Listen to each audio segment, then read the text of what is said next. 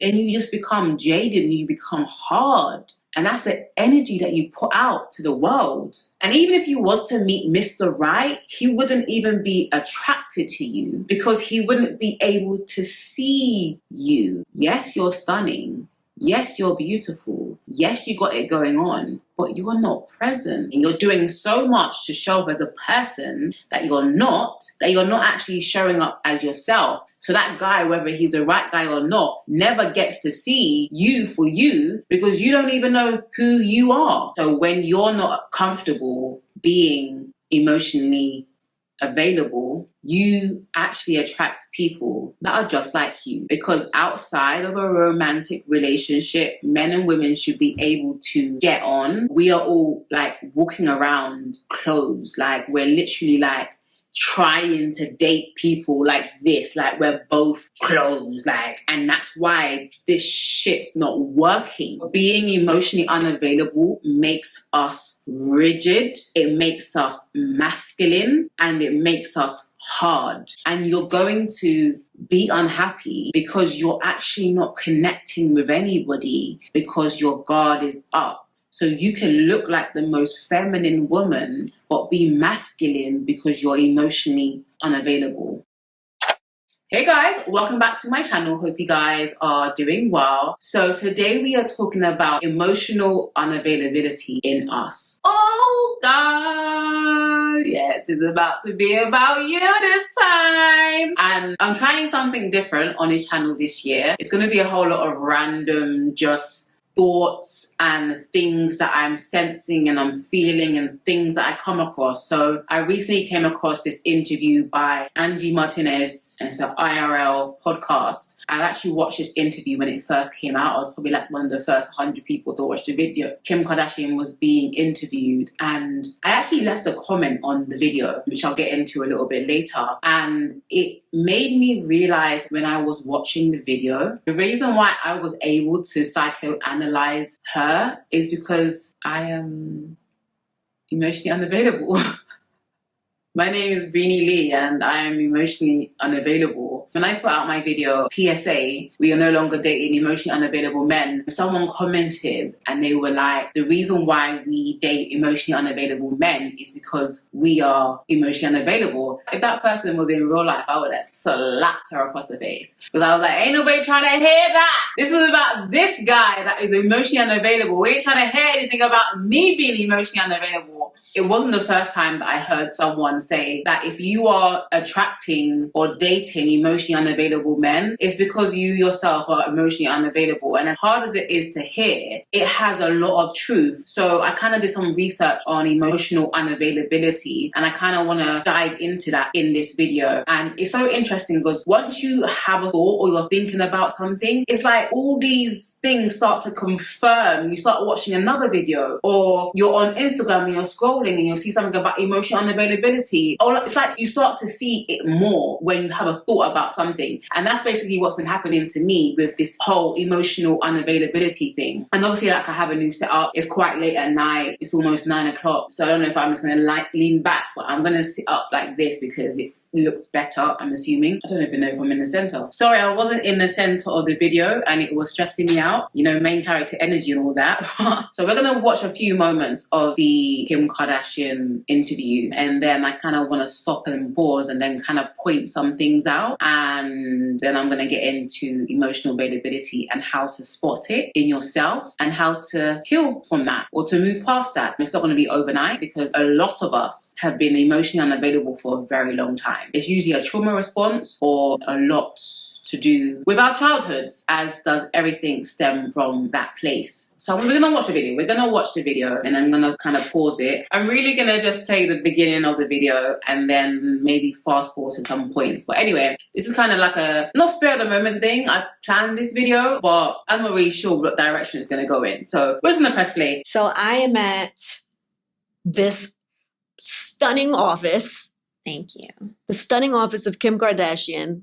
It's not just Kim, right? It's Skims. It's all of your businesses here. It's not really our main Skims office, but it's everything I do. So it's my skin office. I just rebranded my beauty brand with my skincare. Basically, what we're going to do is we're not going to react to the video. because I think more so what I want to do is point out some things that I saw, because the interview is 58 minutes long and I just can't with the monotone, slow talking. I'm basically saying nothing, but if I draw out my words, it sounds like I'm saying a lot.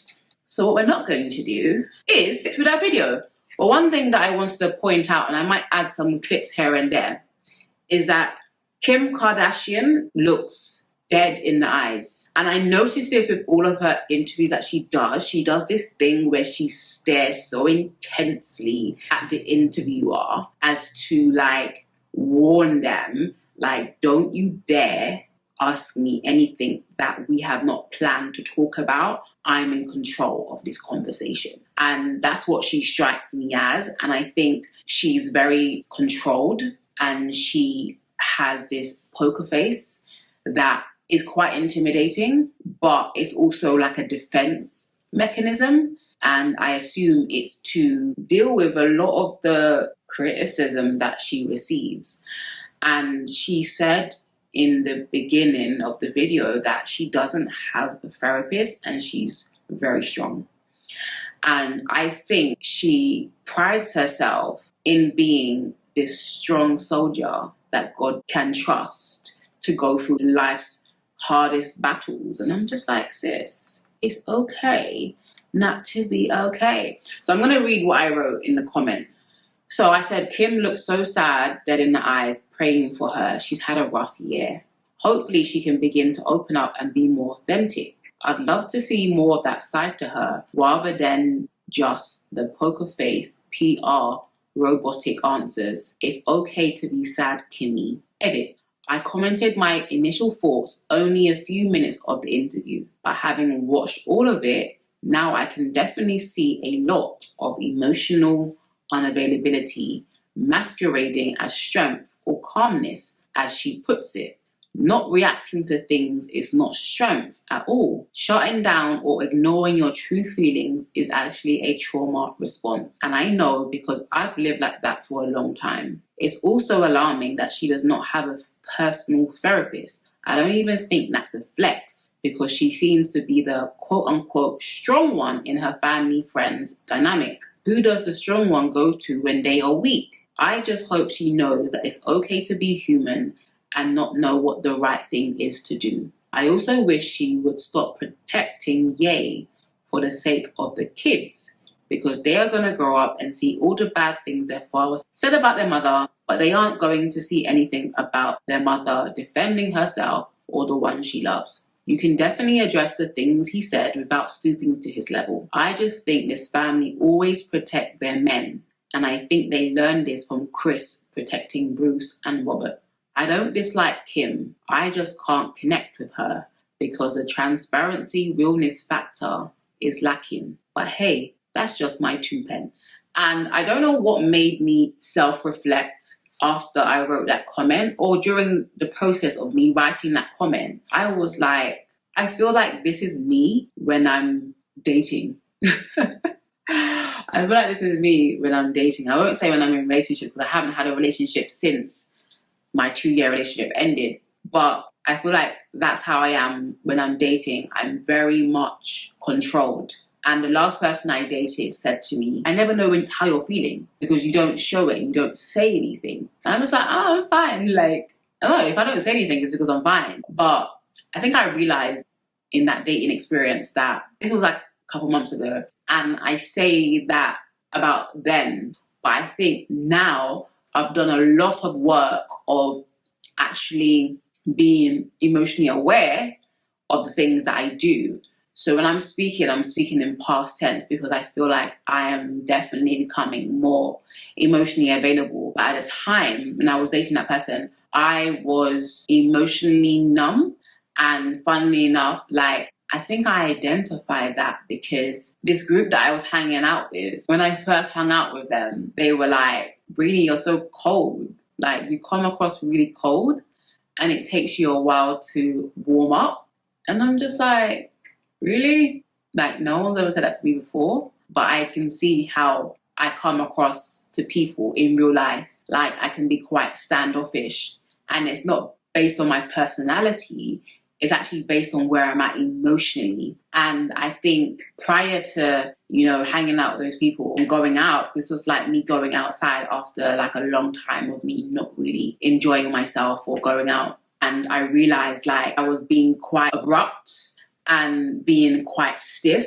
And I acknowledged that I guess I was feeling quite emotionally insecure or unstable in a sense. Or emotionally unsure. I wouldn't say insecure, I'll say emotionally unsure, like not kind of knowing like where I kind of stood or fitted in kind of thing. Me kind of overanalyzing things and kind of staying up in my head was actually affecting my body, which was making me come across quite cold, guarded, and emotionally unavailable when I was out. Which is no surprise, I ended up dating someone else that was also emotionally unavailable. And I think as I've been doing the self-work, I think I didn't realize how much my last relationship that ended in 2021 affected me, because I went into that relationship so open and so free and so trusting that I felt that like when that openness wasn't accepted or it was judged, I actually shut down in the relationship. And so I think coming out of the relationship, I didn't realize that I had been hurt emotionally, like wounded. Because when you are vulnerable with someone and they take your vulnerability and they use it against you, or they don't embrace you, it hurts. And I feel like I'm having a therapy session just even talking to you guys right now. Yeah, it hurts, and it hurt me. And so I think dating after that, I was trying, but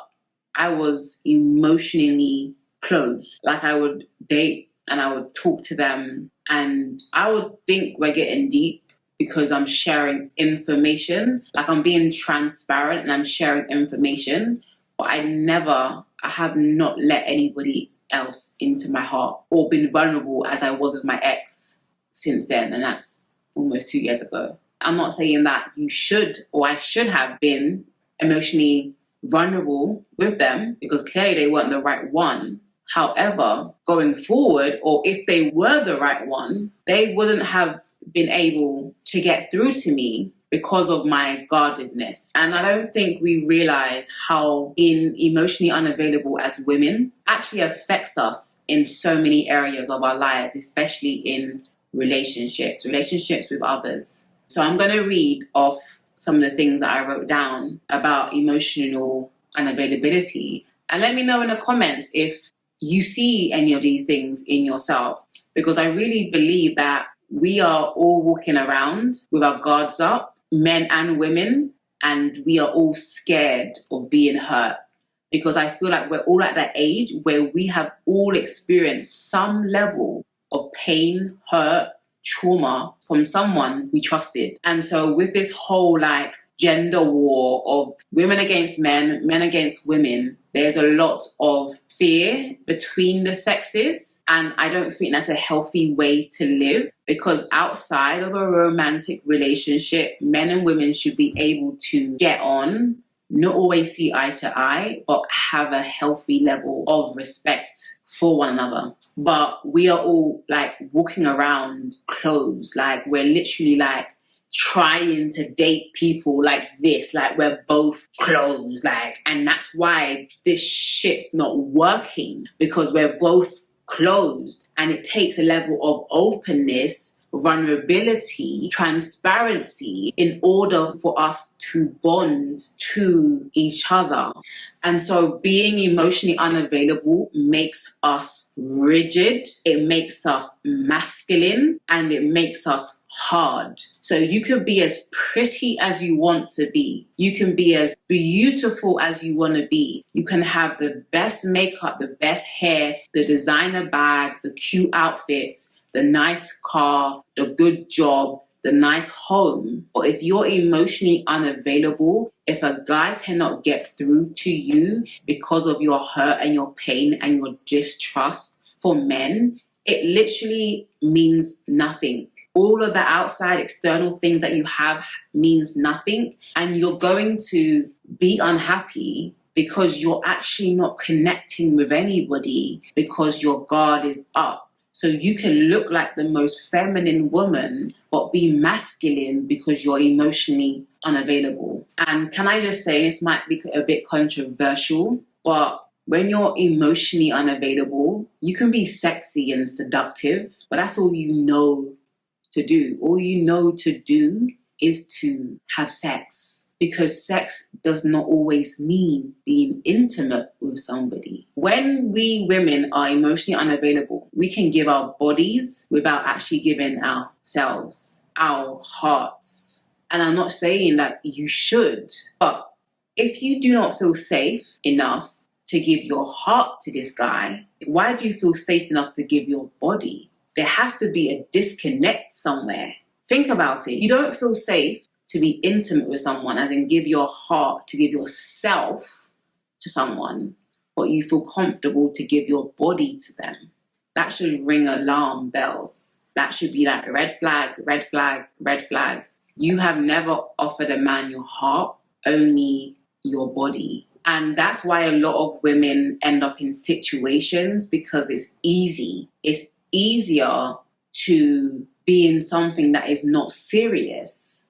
It's easier to play games than to be serious. Seriousness for emotionally unavailable people is too much to ask for, because emotionally unavailable people are in pain. And what do I always say? Pain seeks pleasure. So the pleasure is actually a band-aid that you're putting over the pain, but the pain is still there. So when you roll over, you pick up your pants, you put on your bra, the pain is still there, even though you just enjoyed 5 minutes of pleasure.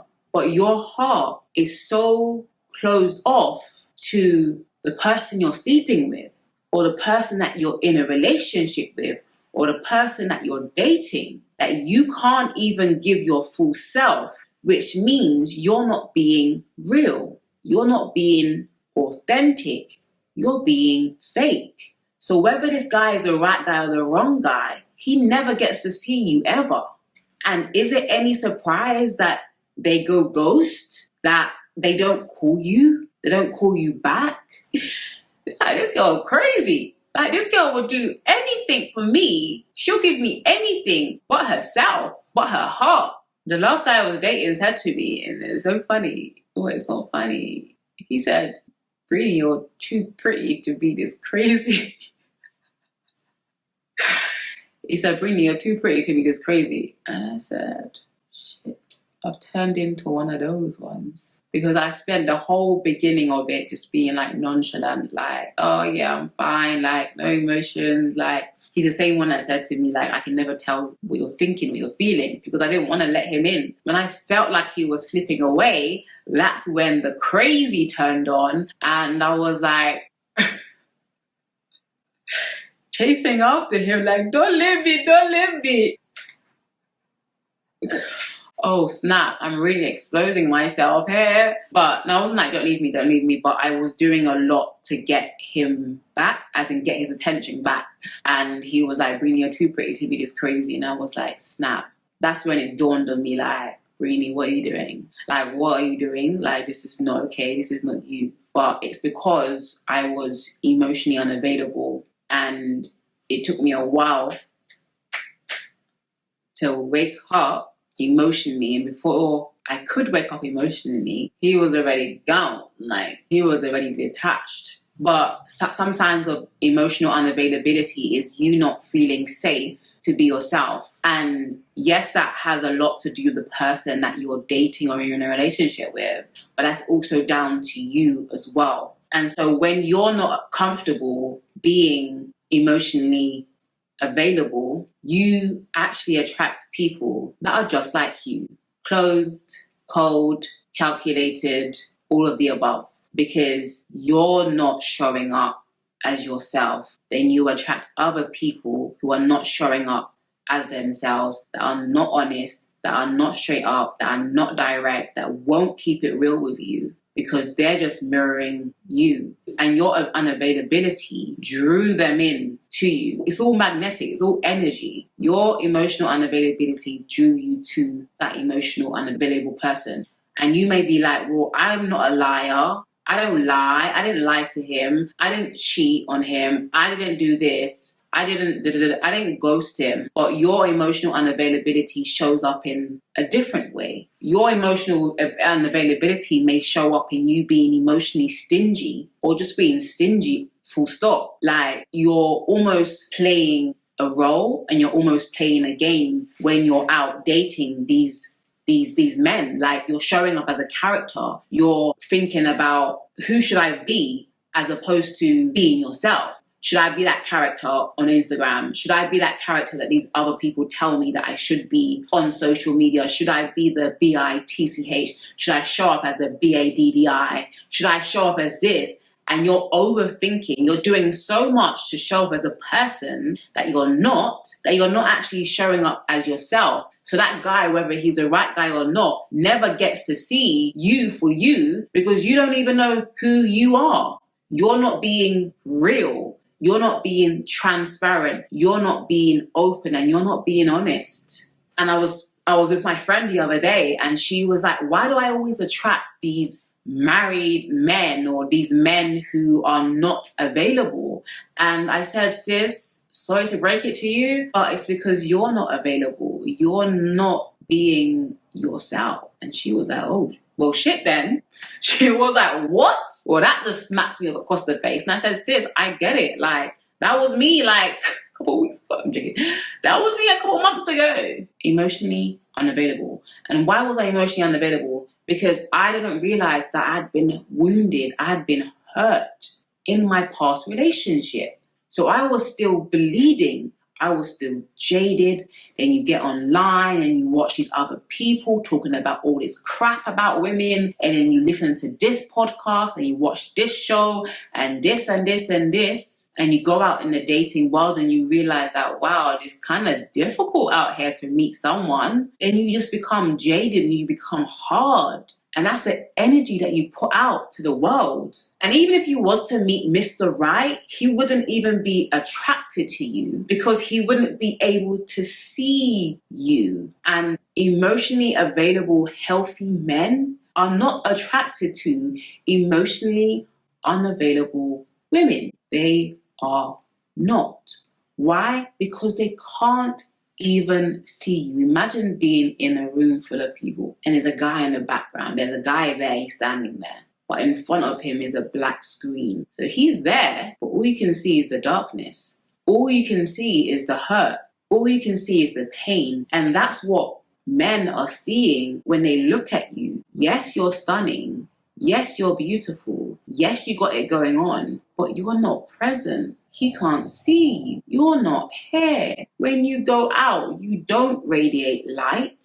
You don't radiate joy. You don't radiate peace. You don't radiate femininity. And I've told you this time and time again, femininity is an energy. It's not a look. You could have on the cutest, pinkest pink outfit, hair done to the 1950s hairstyle, and still be emotionally unavailable, which means that you're not here. We can't see you. We can't enter here because you're unavailable. When you call someone on the phone and it says line unavailable, you can't get past the unavailability because they're not there.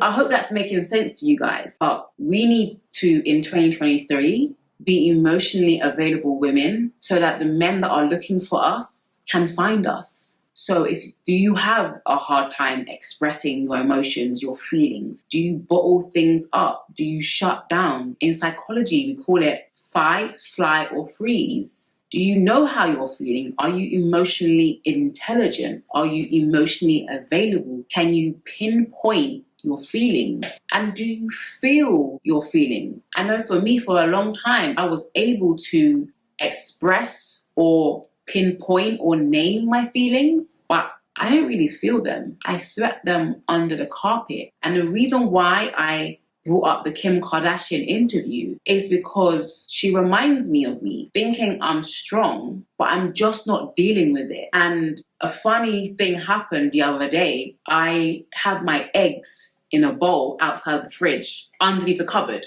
And I was getting something out of the cupboard and something fell and it cracked the eggs and it cracked the bowl. And I looked at it and I looked away. I said, I can't right now. It cracked all my eggs and it cracked the bowl. I'm like, this didn't need to happen. This is annoying to me. And I realized in that moment, this is what I do with a lot of things in life. I say, I'm not dealing with this right now. And so I don't. Or when do I actually get around to actually dealing with them?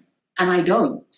So something could have happened with a friendship and part of me is able to compartmentalize it to move on past the day. But then what begins to happen is all of a sudden I feel sad. I feel depressed. I'm out with this other friend and I don't trust her based on what this other friend did to me 6 months ago or a year ago, that I never even processed those feelings and emotions. So now it's coming out over here with someone that I actually can trust. And that's what happens when we don't process our feelings. And when Kim Kardashian said this, so much energy around you.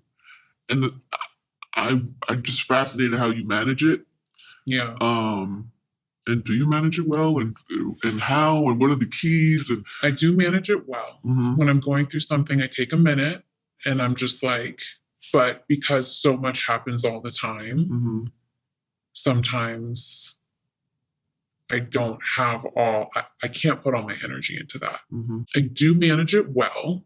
Mm-hmm. And I think that I am probably the most calm person mentally, Mm-hmm.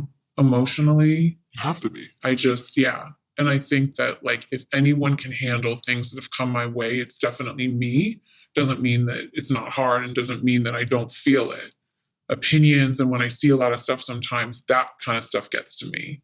And I wish I was a bit stronger at that. But I do manage it well. Mm. You do manage. No, Yeah. you have to manage it Yeah. well because people would quit. People would have breakdowns. Yeah. The amount of energy that you carry around you all the time, I don't think the average person could withstand in a healthy way. And I've said that to like Mhm. family members Mhm. after like some shit's gone down. I was like, you guys, thank God this happened to me. Because if this happened to you, you'd be up for the rest of your life. I was just like, wow, you're not actually being strong. You're actually just not facing it. And that's not strength. It's actually weakness. Weakness is not a bad thing as long as you admit that it's weakness. It takes so much strength to be vulnerable, which is what people don't understand. If you can walk around here with an open heart, like my mum, God bless her, is the most open-hearted person I know. She feels things. And I remember when I used to live at home, sometimes that would annoy me because I didn't feel things and I just shut things down. And so when she would be emotional, I would sometimes not know what to do about it and actually kind of despise it. Like, come on, mum, come on, you got to be stronger than that. And it's like, no, let her have her moment of weakness. Emotions may feel uncomfortable to you. Like, how do you react when someone's crying? Do you want them to hurry up? You rush to give them tissue. Like, I despise people that say to other people when they're crying, don't cry. No, let them cry. How do you react to emotions? That will show you if you are emotionally available or not. There was a situation that happened a few days ago with my family. I'm trying to say it without saying it. Someone got emotional and the other person didn't know what to do with the emotions. And they were like, just come on, like, just let it out. They were being very, like, harsh and direct about it. It showed me like, wow, why are we so afraid of feelings? Why are we so afraid of emotions? Why are we so afraid of weakness? Vulnerability is actually okay. Another sign of emotional unavailability is that you struggle with self-love. You struggle with insecurity, so you hide. You don't think that you're good enough, so you hide who you are. So the person you're with never ever gets to see you for you. And that can be you hide emotionally and you hide physically. Maybe you wear baggy clothes because you're insecure about your weight. Maybe you always wear makeup because you're insecure about your looks. Maybe you're always wearing your wig. Your man can't see you without your wig because you're insecure, because you're emotionally unavailable. You're hiding. And what hiding does, it keeps you small.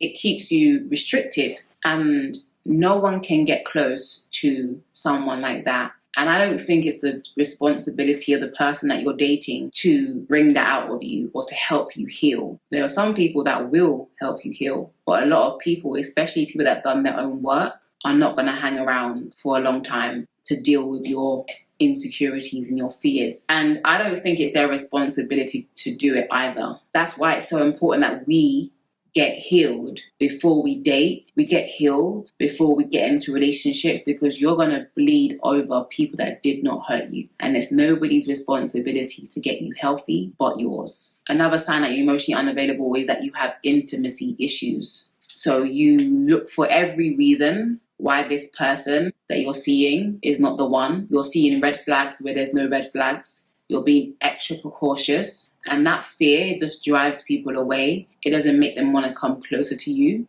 because they're like, I can't live like this. So truly, emotional unavailability is an intimacy issue. It's a lack of trust. It's a lack of feeling safe. It's a lack of being open and transparent and yourself with other people. And the final sign that you are emotionally unavailable is that emotionally available men scare the living daylights out of you, okay? When men are straight up, when they're forthcoming, you get scared. When they ask you direct questions, you don't want to answer, or you're precautious about why they're asking you that. You're being suspicious. You don't offer them anything. You don't give them anything. And you have a fear of emotionally available men. These men that you say you want scare you because you, my friend, my sister, my love, are emotionally unavailable yourself. And so if you don't work on your emotional unavailability, you're going to keep on attracting emotionally unavailable men. Look back at your track record. The last 2 guys you dated, the last 3 guys you dated, were they emotionally available or were they emotionally unavailable? And the thing about dating men that are emotionally unavailable is that you can just point the finger at them and be like, yeah, this nigga. It's him. Like, it's him. He's the one with the issues. He's the one with the problems. He did this. He did that. He did this. It's actually a shield to shield you from your own reality. That the reason why you attracted this guy that's emotionally unavailable is because you're emotionally unavailable yourself. And that person can't hold a mirror to you because their mirror is dirty. They're not a true reflection because their mirror is dirty, because they're also emotionally unavailable. But if you were ever to meet a man that was emotionally available, you'll realize it's your shit that was thinking the whole time. Being emotionally unavailable can become a comfort zone for a lot of us because it's there to protect ourselves. We're not going to get hurt there. It's safe there. It's safe to be aloof. It's safe to be a bitch. It's safe to act like you don't want what you do want. It's safe there to be unbothered, quote unquote. Anyone that says they're unbothered is bothered. Anyone that's truly unbothered doesn't say that they're unbothered. You're bothered, sis. And the reason why you are trying to be unbothered is because you want to protect yourself. Because if you actually did care about this person, if you did actually care for someone, you're afraid that this person will hurt you. But you can't be in a loving relationship when you are guarding yourself. And you should guard yourself from the wrong people, but you shouldn't guard yourself from yourself. Because you can't selectively numb. You can't selectively close off your heart. Because if you close your heart off to hurt, you're also closing your heart off to love as well. And you say, well, when I meet the right person, then I'll become emotionally available. Well, the right person's not even going to see you if you remain emotionally unavailable. And so I have one tip for you guys. One tip to becoming emotionally healthy and emotionally whole and emotionally available. And that is to start becoming vulnerable and open with a therapist. A therapist is impartial. They don't know you from nobody. And funny thing for me is like, I'm obviously a public figure, and it's very, very, very important to me that my therapist does not know me at all, because then I can just be myself. I can be ugly. I can just pour out my heart and all my stupidity and all my bad decisions and everything and all the things that have happened to me. I can just be myself. But find a safe place and a safe person, whether that's a therapist, a counselor, a pastor, a trusted friend. Start being more open and vulnerable with them, and you'll soon see if they are a safe place. A safe place or a safe person is able to hold your feelings, hold your emotions, and not drop them. Not say, don't cry, you're gonna make me cry. I hate those people. Don't cry, you're gonna make me cry. So I shouldn't cry because you're gonna cry. This is not about you, sis. It's about me right now, okay? And I need someone to be able to hold me while I fall apart. Everybody needs someone that will hold them whilst they fall apart. Because once I fall apart, I can put myself together and I can move on. If you never have a chance to fall apart, you can't be whole. Not truly, not really whole. You can have an illusion of wholeness or an illusion of strength. Like Kim Kardashian said in the video, oh, I'm at peace now. I know what peace looks like, and it's not that Kim Kardashian. And when Kim Kardashian talks, there's absolutely no emotion. If you watch this video, I hope I show some emotion. Like, I like to frown a lot. My friends say I need Botox, but it's fine. I like to show emotion. When she speaks, she's like, I'm so excited. I'm like, can you tell your face that? Oh, I was so sad. Oh, yeah, that's a great emotion. Yeah, you look sad, sis. You look sad. And Kim Kardashian's been through so much. We've all been through so much. But to have this poker face and act like nothing affects you is not healthy. It's not strength. It's not strength, it's weakness, and you're going to fall apart. I would hate for her to fall apart and it to be unrepairable. I would love for her to watch this video. Probably not going to watch it, but you're watching it. And that's what's important to me. That if you're seeing any of these traits of emotional unavailability in yourself, whilst you see it, let's deal with it. Let 2023 be the year that you deal with you. And I guarantee a lot of you guys, and I feel it for myself, once that block of emotional unavailability is lifted, you will be a different person. And when you're a different person, you will attract a different type of person. Like, your light will attract light. When you're emotionally jaded, when you're still hurt, when you're still hung up on your ex, when you're still talking to your ex, still entertaining your ex, these are all energy vampires sucking the energy out of you. And so you look like that. Maybe not physically. You can put all the you can buy all the makeup that Mac can make. But if you don't look inside you, as TLC said, and find out who am I to be so damn unavailable. And I'm making light of it, but I want the best for you guys. And it's something that I recently just learned. And it's crazy to even be able to be sharing this. But listen, I'm a human being just like you, honey. I'm not a therapist. I'm a coach, but I'm not a therapist. And I deal with these things as well. I mean, therapists even deal with the things that they're talking about. So nobody's above these things, okay? None of us are God. None of us are strong all the time. And we need help. So my advice to you is to seek a therapist, seek a counselor, seek a friend, seek one of your strong friends. Like, not trying to be strong friends, but actually strong friends that can hold you. And one thing Sarah Jake said like a few years ago, and I'll never ever forget it. And it's like the saying says, someone that can handle the weight of who you are. And it's not going to be everybody. So don't just go out and be open to everybody. Someone you can be yourself with, you can be real with, you can let down your guards. It's not going to happen overnight. It's going to take time, because if you're anything like me, that emotional unavailability is deep, like childhood deep. And like I spoke about in my last video, the emotional neglect that I faced as a child made me shut off my feelings because I didn't know how to process those feelings. Nobody ever taught me that it's okay to be upset. No one ever taught me it's okay to cry, because the times in which I cried or I was upset, I had to hold myself. I had to be upset by myself. I didn't know how to process emotions and feelings, so I numbed it out. But this is the year where we get emotionally free. Being numb is not the best place to live in, trust me. You may not feel hurt, but you won't feel love either. And everybody wants to feel love. We all want to be loved. So I hope you guys enjoyed this video. Please comment down below what you think about this. Can you see yourself in any of the things that I discussed or said? Comment below. Make sure you guys like the video. Subscribe to this channel. This channel is going to be about healing this year, like true healing. And we have to be honest with ourselves. We have to be transparent with ourselves. That's what I plan to do. I hope my honesty has helped many of you, and I'll see you guys in my next video. Bye, guys.